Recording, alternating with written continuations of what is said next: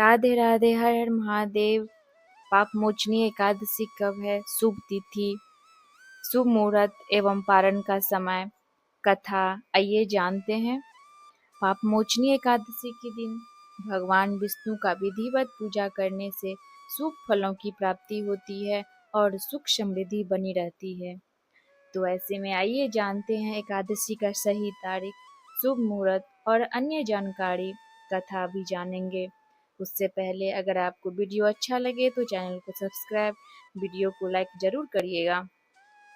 हिंदू के पंचांग के अनुसार चैत्र मास के कृष्ण पक्ष की एकादशी को पाप मोचनी एकादशी के नाम से जाना जाता है।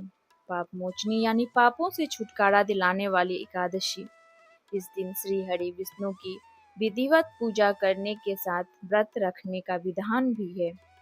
इस दिन भगवान विष्णु के चतुर्भुज रूप की पूजा की जाती है।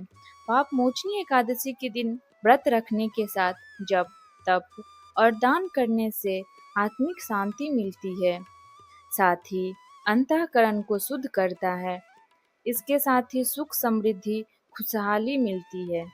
इस साल चैत्र कृष्ण पक्ष की एकादशी तिथि को 2 दिन होने के कारण असमंजस की तिथि बनी हुई है। किस दिन पाप मोचनी एकादशी का व्रत रखना लाभकारी हो सकता है? तो आइए जानते हैं पाप मोचनी एकादशी का सही तिथि, शुभ मुहूर्त, पारण का सही समय, धार्मिक महत्व, शुभ योग। आइए जानते हैं शुभ मुहूर्त। 2026 में पाप मोचनी एकादशी चैत्र मास में कब है?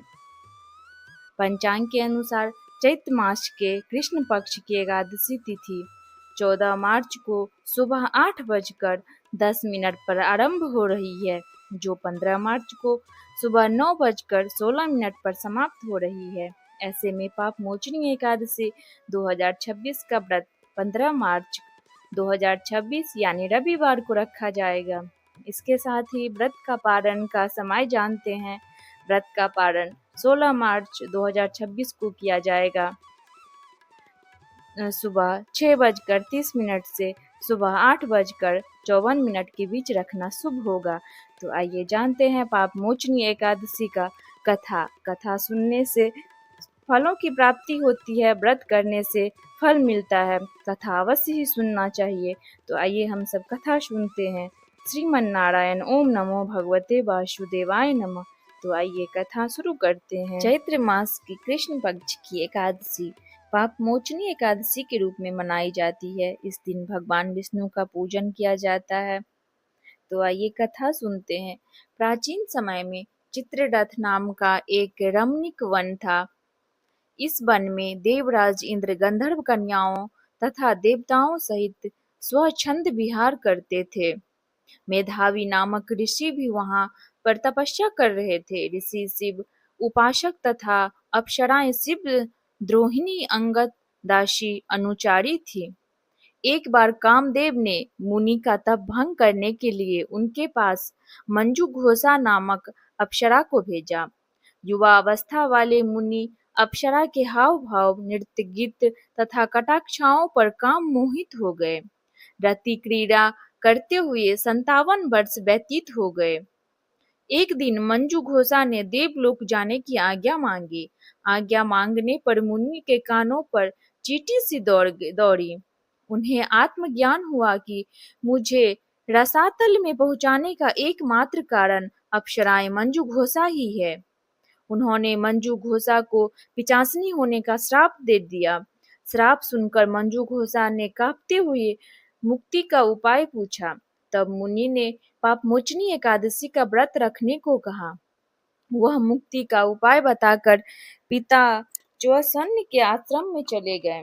श्राप की बात सुनकर च्यवन ऋषि ने पुत्र की घोर निंदा की तथा उन्हें पापमोचनी चैत्र कृष्ण एकादशी का व्रत करने की आज्ञा दी।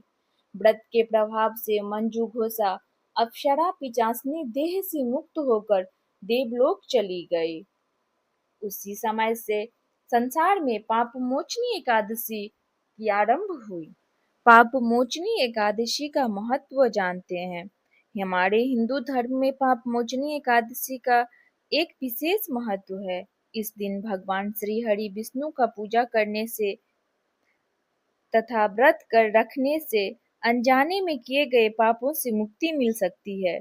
इस दिन भगवान विष्णु के चतुर्भुज स्वरूप की पूजा की जाती है, जिससे साधक को हर एक परेशानी से मुक्ति मिलने के साथ नकारात्मक ऊर्जा से भी छुटकारा मिलता है।